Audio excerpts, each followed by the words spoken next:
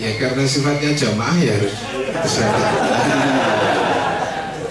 Nah, sebenarnya tidak perlu informasi yang lengkap. Anda sebenarnya sudah bisa mensimulasi.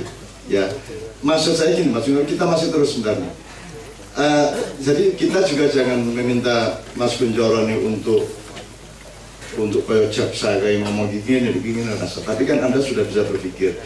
Pertama, Anda harus tahu bahwa kalau Anda setengah mati mencintai sebuah kesebelasan, kalau Anda mencintai, seneng banget ono sing kegulan, ono sing kegulke, itu sebenarnya Anda harus punya reserve bahwa ini sebenarnya bisa setting ini. Nah, satu. Nomor dua, pengaturan skor itu tunggal atau ada beberapa kemungkinan? Kasusnya bagaimana? ada beberapa kemungkinan. Oke. Tapi jelas yang utama kepentingan klub ya, kepentingan klub, karena tidak mungkin klub sehat itu tidak membutuhkan duit. Ketika sudah berhubungan dengan fixing ya memang seperti yang kalau tadi di awal bilang ya harus realistis, memang Gustialai duit. Cuma di satu sisi yang saya justru khawatirnya begini, jangan ini dengan seperti ini jangan teman-teman kemudian mengira bahwa sepak bola Indonesia ini yo welek tenan. Pesan saya jangan love your local football. Kira-kira menurut. Jangan dikira Liga Inggris yang begitu, Liga Spanyol yang seperti itu juga mereka bersih, tidak. Kalau pengen pasang taruhan kasih tahu saya, tak ini jangan. Di kalimat ini kan bisa disimulasi ke belakang loh. Jangan hanya dianggap bahwa ini gambaran tentang Indonesia, tidak. Seorang Cristiano Ronaldo ketika tampil di lapangan, belahan rambutnya saja sudah berubah, itu sudah kode. Itu kalau teman-teman, ini bukan omong kosong. Jadi kan sangat kita lihat tiba-tiba MU kalah sama tim papan bawah yang baru promosi gitu kan. Itu untuk menaikkan, kita umumnya melihat itu untuk menaikkan rating liganya biar semua orang kemudian melihat paling tidak Sabtu Minggu nonton TV, siang nonton apa itu yang highlight itu. Tidak segampang itu kemudian kita mencerna dari hasil pertandingan, tidak. Tapi ya itulah yang terjadi. Kalau kemudian merembetnya ke Indonesia, di Indonesia lebih kasar, juga tidak. Itu kan tergantung dari kita melihatnya. Jadi menurut saya, ya sepak bola Indonesia itu lebih tepatnya kalau kondisi saya memperhatikan dari sejak beberapa era kepemimpinan di PSSI, siapapun ketua PSSI itu pasti dianggap tidak becus. Jadi sepak bola itu di Indonesia adalah miniatur kondisi negara. Ya, ketika sepak bolanya kacau, diakui atau tidak, negaranya pasti juga sedang kacau. Tapi ketika sepak bolanya baik-baik saja, kemudian dianggap tidak benar, kemudian dijudge seperti itu. Saya bukan kemudian mengagung-agungkan Nurdin Halid, tapi realnya memang kondisi PSSI paling baik ya pada waktu zaman Pak Nurdin. Jangan dikira Indra Safri menemukan U19 kemarin itu dari benar-benar dari belusukannya, tidak. Itu blueprintnya seorang Nurdin Halid dan Pak Nirwan Bakri membuat atau menyekolahkan kelompok umur waktu itu di Uruguay, dan itu murni dari uang beliau-beliau itu, bukan pakai uang kas negara satu rupiah.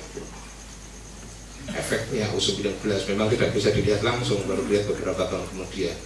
Ketika kemudian ada orang yang mengaku itu hasil dari belusukan, ya bagi yang tidak tahu ya pasti luar biasa, tapi bagi kami menurut saya itu sebuah pengkhianatan.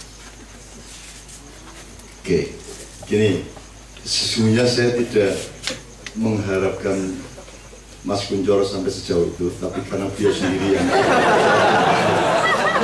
ya saya sangat toleran sama beliau ya, saya sangat menjaga siapa saja. Kalau kita kembali ke analisisnya Pak Mustafa mengenai rahasia, laten, spiritual segala macam tadi, itu juga sebuah contoh bahwa di belakang yang rahasia ini tidak selalu jelek dan tidak selalu baik, bisa sangat baik, bisa sangat jelek, gitu ya. Jadi sesungguhnya Anda tidak pernah tahu, rakyat, masyarakat tidak pernah tahu apa yang sesungguhnya. Lauhul Mahfudz itu orang ngerti, dan Lauhul Mahfudz itu so apik banget saya baca. Ini contoh yang beliau sebut tadi, gue orang ngerti sopo sing kok duwite paling entek di bal-balan Indonesia dan tanpa pamrih, artinya tidak karena dia ini itu, tapi karena cinta sepak bola. Dan itu tidak pernah diketahui siapa-siapa, dan orangnya juga memang tidak pernah meminta untuk diketahui siapa-siapa. Tapi dialah orang yang paling berkorban untuk sepak bola Indonesia, karena impiannya adalah kesebelasan Indonesia bisa bermain di Piala Dunia dan seterusnya. Tapi ini juga tidak untuk saya buka-buka supaya Anda kagum dan seterusnya. Tapi ada tokoh-tokoh Indonesia yang sebenarnya sangat buruk tapi dikenal sangat baik. Ada juga tokoh Indonesia yang sangat baik ya, tapi dikenal dengan wajah yang sangat buruk. Itu yang ingin saya omongkan sama-sama. Ya, aku aja gampang kapusan, aja gampang kumunan. Sekarang pertanyaan terakhir dua pertanyaan terakhir Mas, supaya ini menjadi pengetahuan yang lengkap. Yang pertama, bukunya PSSI ini seberapa merugikan terutama bagi pekerja sepak bola, baik itu pemain, pelatih, dan seterusnya? Efeknya luar biasa. Selain pemain ya, baik yang profesional maupun amatir, itu mereka jelas kemudian banyak yang banting setir. Jadi pekerja yang tadinya bantu orang tua di sawah juga di sawah, padahal pernah masuk timnas juga. Kemudian banyak juga pemain yang kemudian membuat usaha sampingan, menemani istrinya, jualan dan yang lain. Cuma bagi beberapa pelatih juga melakukan hal yang sama. Cuma uniknya bahwa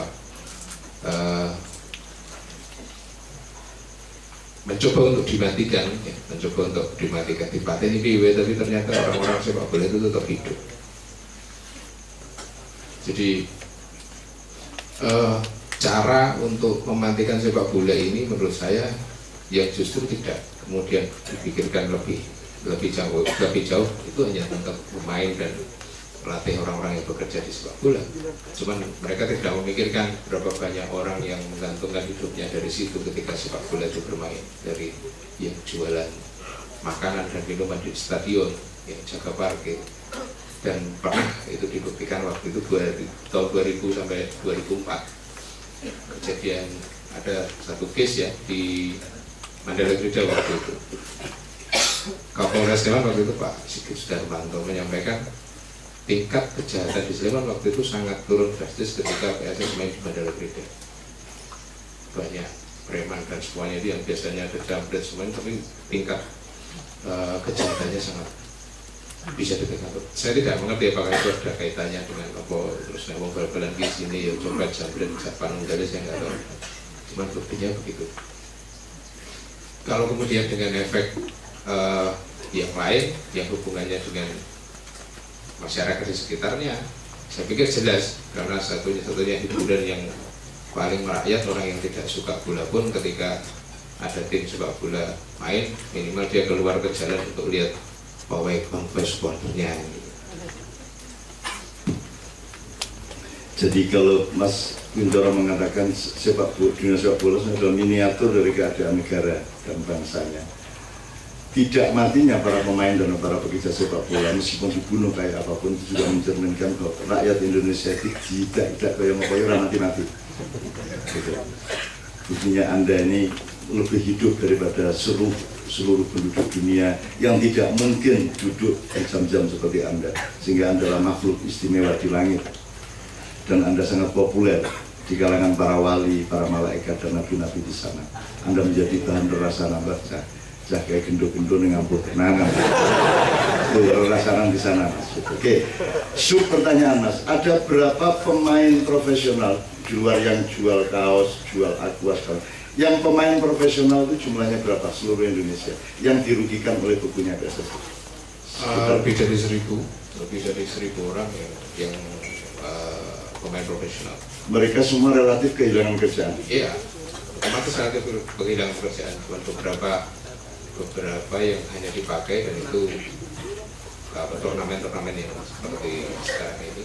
Cuman kita pernah diundang juga oleh pimpinan negara ini, diundang di istana, disampaikan bahwa ya memang sepak bola harus begini dulu, harus dengan turnamen-turnamen. Jadi ternyata beliau-beliau yang ngampung ini tidak tahu bahwa turnamen dan kompetisi itu berbeda. Ya, Oke, sebagaimana juga Anda katakan tadi, yang paling tragis itu bukan bahwa orang kehilangan pekerjaan. Yang paling tragis itu bukan bagaimana sepak bola itu antara mati dan hidup. Yang paling tragis adalah olahraga sejuta umat yang kita semua sebenarnya terhibur kalau ada sepak bola apalagi menang di Indonesia. Sedang beku kayak begitu, kayak nggak ada apa-apa, kayak nggak ada masalah apa-apa, nggak ada pergolakan, nggak ada. Iki wong Indonesia ki ampuh tenan. Ono gunung meledos iki ora ana masalah. Ono bom mbuh iya tenan apa ora ning pokoke sing dodol sate tetep dodol. Sing dodol lagu tetep mlaku ya. Malah ono sing selfie barang. Itu bangsa Indonesia, dan itu membuat saya sangat bangga dan sangat bersyukur saya bisa menemani Anda setiap bulan, entah sampai kapan besok-besok. Terakhir sekali Mas Kunchoro, supaya teman-teman tahu, beliau tadi yang Anda sebut tadi bukan hanya tidak tahu beda antara turnamen dengan kompetisi. Iya, angel gitu. Ya angel gitu. Ibadah mantu baru amalah apa meneh ya. Turnamen karo kompetisi orang ngerti. Oke. Bahkan juga tidak mengerti bahwa PSSI itu tidak di bawah Menpora secara otoritas, melainkan di bawah otorita FIFA misalnya. Nah itu tolong sedikit dijelaskan supaya kalau nanti mereka akan jadi pengurus PSSI mereka tahu.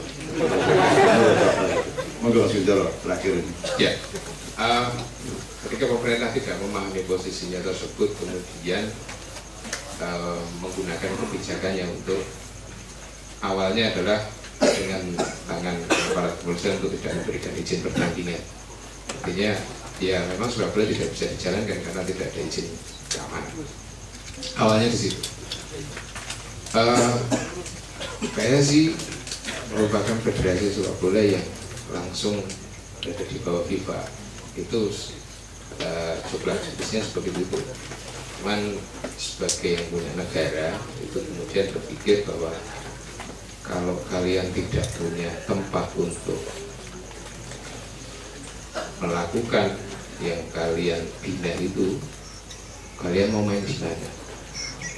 Itu semua fasilitas negara, kira-kira begitu. Ya betul. Tapi dalam hal ini, menurut saya kelihatan sekali bahwa itu atigongnya di situ. Ketika sudah tidak bisa memposisikan bahwa kami ini juga rakyatnya, begitu ya. Tapi cara-cara yang menurut saya dan teman-teman itu ya tidak elegan lah. Tidak elegan. Kita sudah pernah menawarkan sebetulnya, menawarkan cara gitu yang paling halus, cuma ternyata beliau-beliau ini tidak menyetujui cara tersebut dan cenderung untuk memilih cara-cara yang keras dengan menentang seperti itu. Sangat terakhir dan mohon dijawab sesingkat-singkatnya. Ini persoalan seperti ini bisa diselesaikan apa tidak? Bagaimana caranya menyelesaikan dan siapa yang bisa menyelesaikan menurut Mas Kunchoro? Ini jawaban dulu.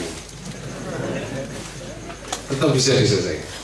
Satu, saya optimis bahwa permasalahan itu bisa diselesaikan. Siapa yang menyelesaikan? Harus ada orang di luar yang bisa ngayomi dua-duanya.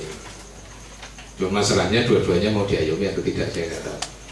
Karena yang satu tidak pinter, yang satu ngeyel.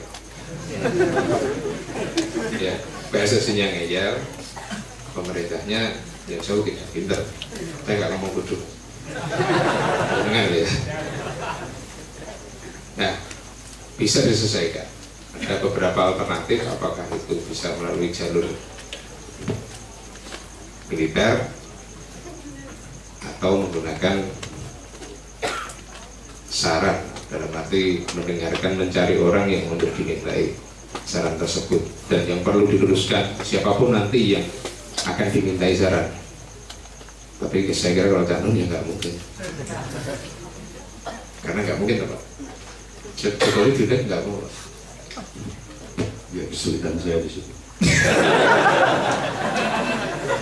Saya cuma pengen gitu pesan siapapun bahwa Presiden sempat bilang, seorang pimpinan negara sempat bilang kalau sepak bola ini harus sebaiknya dihentikan dulu karena dari dulu main sepak bola tidak ada prestasinya.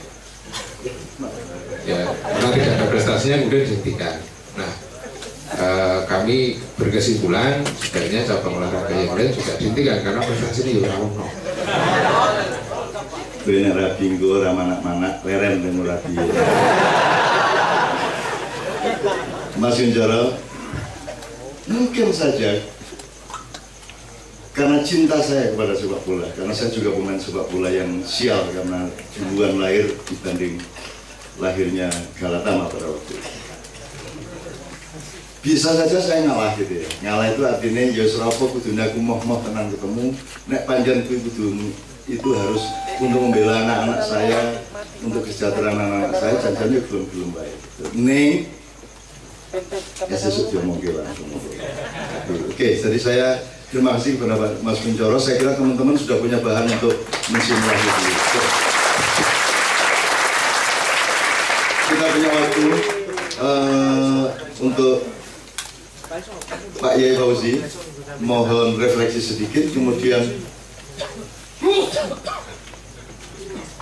Minuwahing seperti Adam ditiup roh.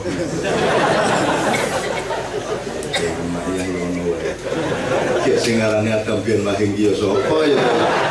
Iki ngarane ya ora apa-apa ya apik. Oke. Setelah itu Pak Mustafa akan belajarkan puisi.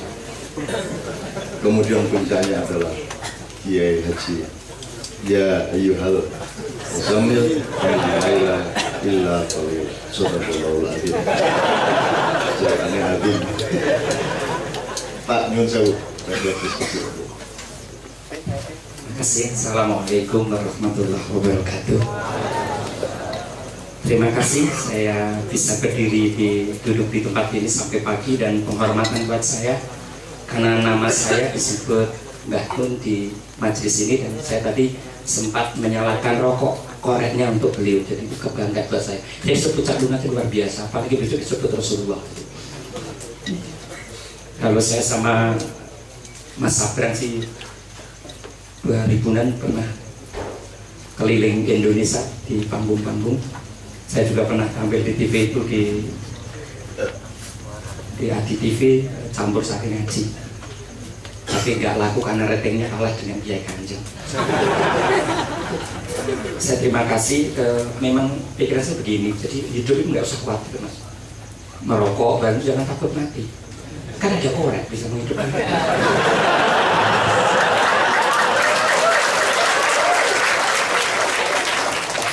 Kalau saya pikir-pikir manusia sama setan kalau tanpa hidayah memang bagus setan ya. Dari pandangan-pandangan teman-teman itu, setan itu kalau nggak salah nggak dosa sama Allah sama sekali, nggak mau sujud kepada Nabi Adam atas perintah Allah sekali saja.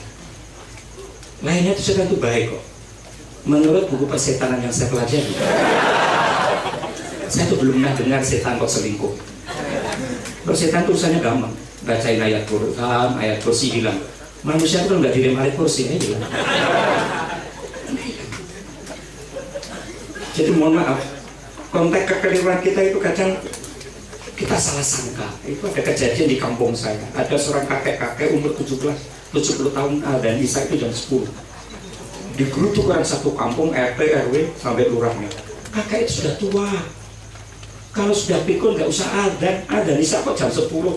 Kakeknya jawab, kowe sing budek, kamu aja nggak punya telinga, aku ini dan jam itu pun dari 10 kowe ra teko, dan saya jam 10 kowe teko, kowe sing budek.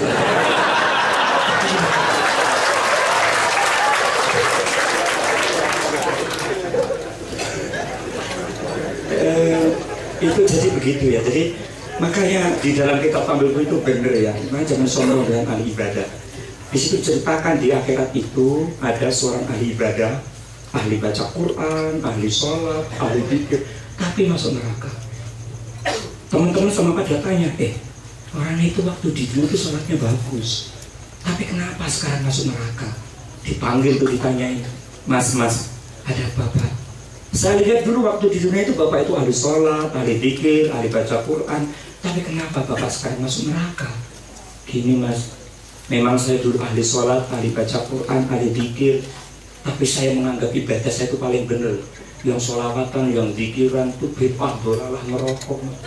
Ternyata Allah marah sama saya, seakan-akan saya lebih berkuasa dari Allah. Saya kemudian dimasukkan ke dalam neraka supaya dia mencicipi apa yang dia katakan, katanya. Akhirnya dia masuk neraka, Mas. Itu ahli ibadah. Kata Erot enggak. Jangan sombong, Bu. Tapi tidak lama kemudian ada seorang pelacur. Kalau di kampung saya itu WTS. Kalau di daerah Semarang itu namanya Ciblek, ya. Kalau di daerah Boyolali itu Kincil. Kalau di daerah Surabaya itu Begenggek. Asli Mas, aku mau cokoran, aku ora tau nganggo Mas, kok ketok rapat ya Mas. Kok pengalaman piye. Ternyata yang pakai rok mini itu tidak cuma perempuan. Itu saya sering lihat di terminal. Sedang.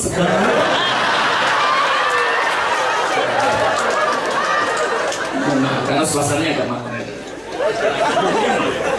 Sang pelacur ini ditanya sama teman-temannya itu, mas, tadi ahli ibadahnya malah masuk neraka, ini pelacur malah masuk surga. Dipanggil itu sang pelacur, mbak, ada apa Mas? Kenapa Mbak itu mau kemana? Mbak itu kan dulu yang sering di kafe.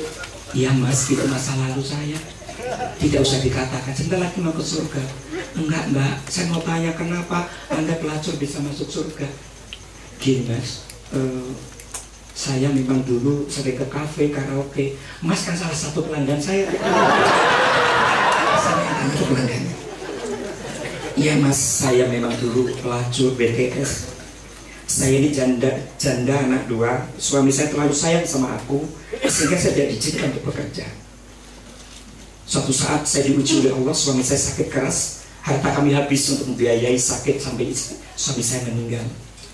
Akhirnya saya merawat 2 anak, tidak punya apa-apa. Akhirnya saya diajak teman untuk bekerja di rumah makan. Saya suruh melayani orang-orang yang mau makan, tapi saya dibohongin Mas. Ternyata suruh makanin lalat hidung belang. Saya suruh makanin manuk susah rogo Mas. Suatu saat Mas, saya pulang dari melacur itu lewat di Maiyahan. Jalannya macet. Waktu itu ada ustadz yang lagi ceramah. Kalau nggak salah dari Salatiga tuh orangnya.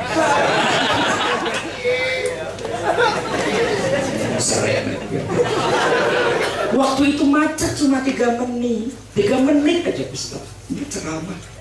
Hidayah datang, terus saya bilang, barang siapa mau bertobat dari dosanya, sebelum nyawa sampai ke kerar tenggorokannya, tobatnya diterima oleh Allah. Saya langsung merinding Mas.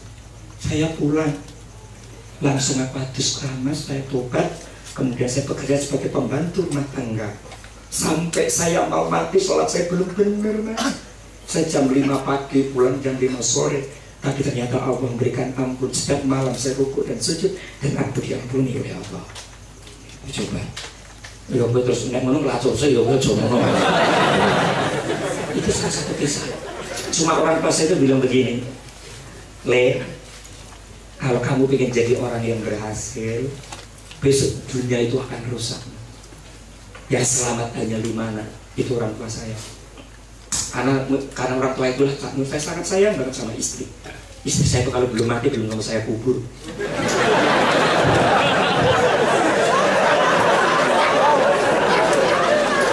Saya sangat sayang banget. Kemana-mana itu Cak Nun saya gandeng. Apalagi kalau pas ke mall, ke pasar, saya gandeng terus. Sebab kalau nggak saya gandeng blonjo.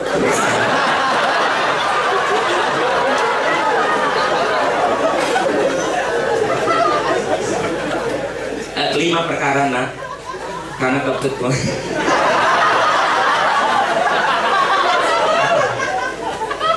Tapi ini walaupun sama Buya lah ya, kalau saya suruh yang tinggi-tinggi nggak bisa lah, saya kan orang desa. 5 perkara. Nah, kalau kamu pengen selamat, simpel aja nak. Jangan makan kalau belum jelas halal haramnya. Jangan ngomong kalau belum ada manfaatnya. Jangan keluar kalau belum ada tujuannya. Hiduplah apa adanya dan jangan mencari keburukan sanak saudara. Jadi keplak-keplak mudeng apa wis ngantuk? Ternyata memang rezeki nggak punya alamat. Orang kaya itu nggak jamin hidup bahagia, tapi kalau orang miskin pasti susah.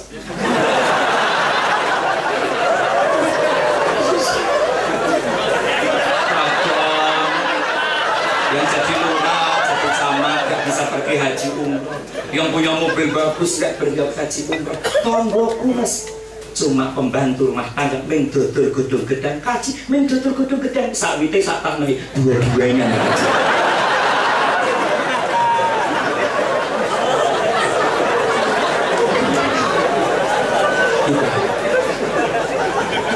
Sehingga yang waktu 3 menit ini saya berterima kasih. Mohon maaf mas, saya nyampaikan sederhana sajalah. Mohon maaf, Mbak Nun, saya jadi mubalek sudah 30 tahun. Ya saya sudah 48, istri saya sudah 3 anaknya.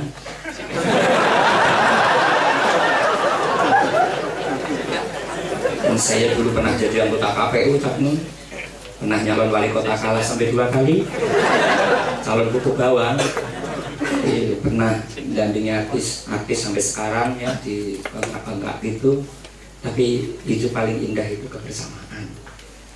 Boy HP, kalau bang jual HP gue mangan telo, urip merekoso ning desa ora apa-apa, ning punya harapan urip mulya daripada mangan roti ning dijejeni hasil korupsi wong desa. Masih keplak-keplak iki ora kesempatan gue. Jadi mohon maaf teman-teman, sebenarnya rezeki itu nggak punya alamat benar. Rezekinya alamatnya di mana? Ada alamatnya rezeki. Rezeki itu datang sendiri bersamaan dengan 4 perkara kata Ibu. 1, iman. Iman itu pastikun bil qalbi kata Imam Ali. Semoga kalau beliau dibenahi sama pastikun bil qalbi kalau bil lisan iman itu diarkan ngomongmu, hatimu kalau sing mbok lakoni itu padha. Susahnya kamu tuh yang di hatimu dengan sing mbok lakoni iki ra padha. Hati iki ra iso diapusi, sing sering ngapusi iki sirahmu lambemu kuwi. Mohon maaf, saya ini dosen. Ini bukan sombong tapi tak kabur.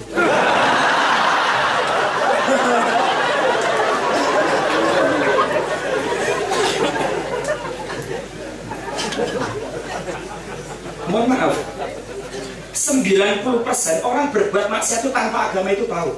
90% mengerti ilmu psikologi.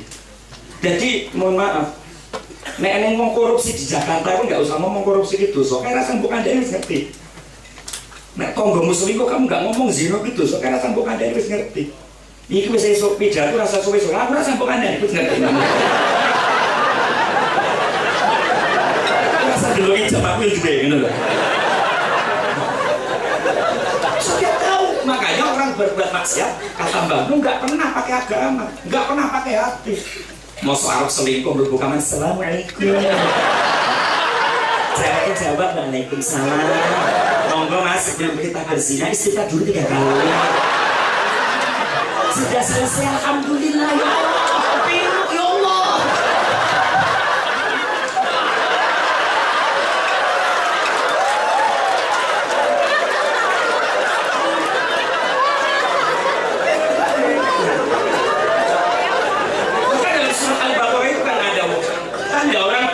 Itu sampai wal iman, wal mal, wal nisa, wal banin.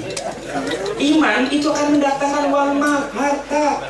Kalau iman kamu kuat, Allah sayang tuh. Maka jadi budaya. Lillahi ma fis samawati wal ardi, langit itu milik Allah. Ud'uni astajib lakum. Jaluko kamu mintalah diberi. Syaratnya cuma 1, iya kan yang butuh, iya kan nasta'in, sembah Allah baru kau minta tolong. Artinya keimanan dulu, kamu minta tolong. Saya datang ke sini tapi makan banyak yang memberi. Kemarin saya ngaji di Sukoharjo, makan mas, nggak bayar. Yang punya warung mau saya bayar, tapi yang belakang ngomong nggak usah bayar Ustaz, notanya ikut saya saja.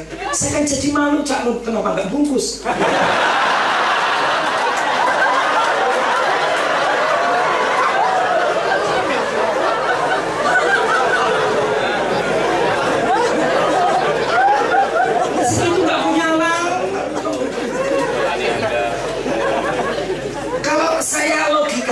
Kalau sudah wali iman, walma, wanisa, wanita, rumah tangga, gak usah kamu bingung-bingung.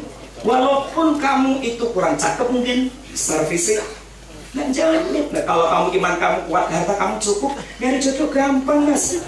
Gampang banget. Saya punya teman gak begitu cantik juga tua, bojone bagus. Teman saya itu namanya Eli Sugigi. Cakep banget, bojone kari. Well, then,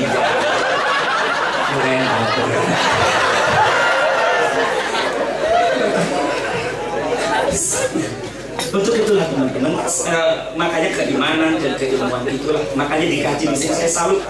Ini kurang 2 menit, saya agak panjang sedikit boleh. Keilmuan dan ini nyatu.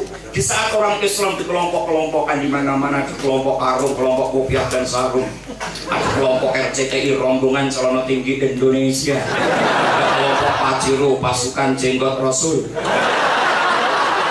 ada kayak kelompok KMT kelompok Mangan terus.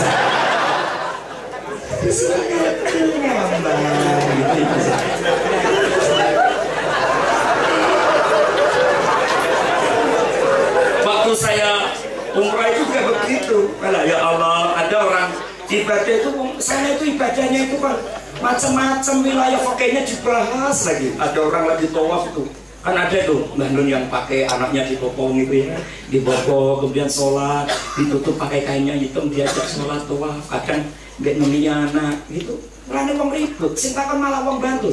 Ustaz, masa sholat kok nggak neminya anak sah? Sah, aku bilang gitu. Kecuali ini sing ngomong kowe.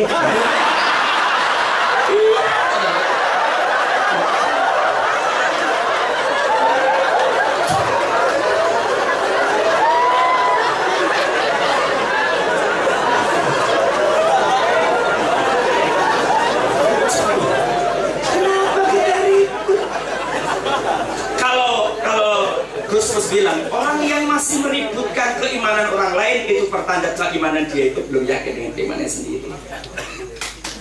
Apa dia ora dijane panggung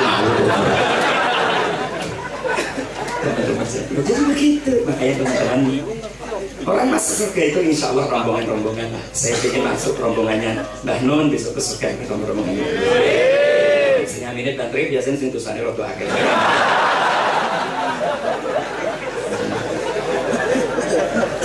Makanya teman-teman, kalau toh mohon maaf, kalau Mbah Nun kan nggak suka pekerjaan. Kalau saya juga sudah bekerja di mana-mana, pernah jadi pimpinan perusahaan, ya. Saya juga pernah menjadi vokalis terbaik nomor 2 Provinsi Jawa Tengah tahun 99. Waktu itu pesertanya ada 3, yang 1 berhalangan hadir.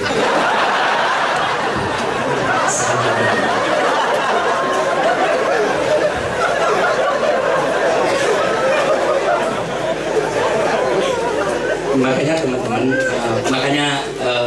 saya harapkan hari ini menyatu ya, wanita dilindungi, disayangin. Saya salut tadi kalau wanita dijaga. Kenapa wanita tidak diciptakan dari tulang kaki laki-laki? Karena wanita bukan untuk diinjak dan dihina. Kenapa wanita tidak diciptakan dari tulang tangan laki-laki? Karena wanita bersuran perintahan budak laki-laki. Kenapa wanita tidak diciptakan dari tulang kepala laki-laki? Karena wanita bukan untuk menguasai laki-laki.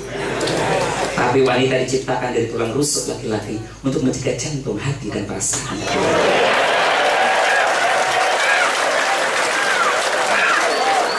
Maka hatinya Cak Nun gundah kalau sudah menghadapi istri dan anak itu. Saya punya teman dosen profesor dokter hebat ngelakukan yang kantor. Begitu tekan rumah sentak bocor dekem dari rumah. Satu kisah menarik itu terakhir kisah. Ada seorang suami itu sayang banget sama istri. Sebelum musim hujan kemarin, istrinya mati 6 bulan itu masih dikunjungi di kuburan. 6 bulan saudara. Setiap hari disiramin, dikunjungin, disiramin pakai air. Sampai istri saya itu cemberut, Mas. Kalau besok kita suami istri seperti itu, Mas. Istri sudah mati 6 bulan, setiap hari didatangi, didoain, disiramin pakai air. Moga-moga kita besok seperti itu ya, Mas. Kalau nanti saya yang mati duluan, amin.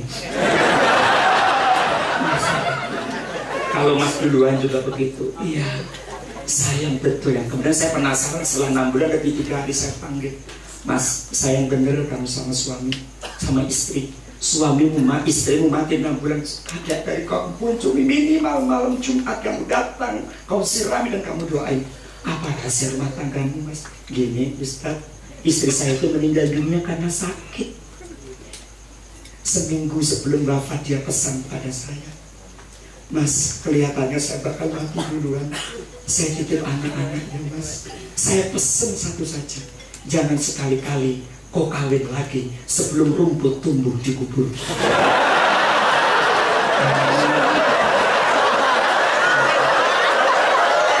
Berarti kan tidak dilo nyirangi.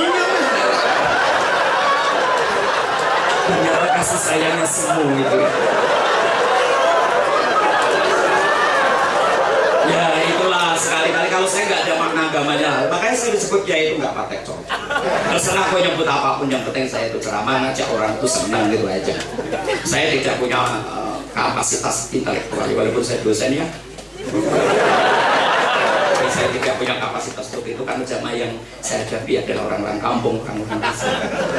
Tapi senang di sana kalau kampung itu enak. Makanya orang Islam itulah yang nyaman aja lah. Nggak usah terus pakai jilbab. Pakai jilbab itu kalau pas keluar. Kalau di rumah ya sudahlah, pakai pakaian serotan terontong-terontong. Ini dia selera. Neng pakai jilbab juga rapat kausan sipil. Bocor ini nyokot keren jempol.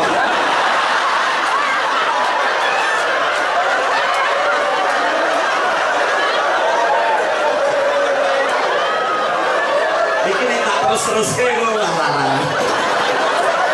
Lu mau maaf, orang Arab itu jangan ngomong orang Arab itu nggak seperti orang Indonesia. Kamu jangan mikir seperti orang Indonesia, orang Arab. Kenapa orang Arab pakai jubah? Karena suhu di sana itu ekstrim, Mas. Kalau panas sangat panas, kalau dingin sangat dingin. Sehingga kalau panas pakai jubah menjadi pelindung matahari, kalau dingin menjadi penghangat tubuh. Kamu tidak harus pakai jilbab, terus pakai jubah, nanti kan ngaret.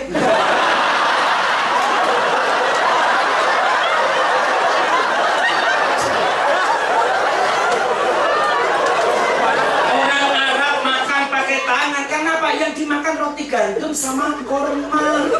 Maka begitu makan terus tangan dicilatin, karena sari madu dan sari gula korma yang bagus itu di kulit kormanya, sehingga makan terus dicilatin. Kamu boleh makan seperti itu, tapi delok sing mbok makan kalau kamu makan soto mie ayam mbok mikir.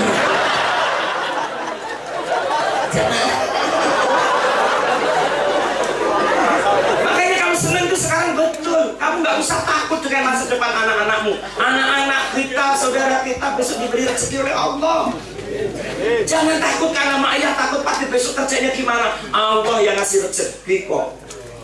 Betul nggak, Mas? Minuman itu mahal apa tidak tergantung ilmunya kok. Nilainya tak untuk putih paling ya 5.000 lah. Saya pernah minum satu gas segini, Mas, 25.000. Neng terminal Montor Mabur.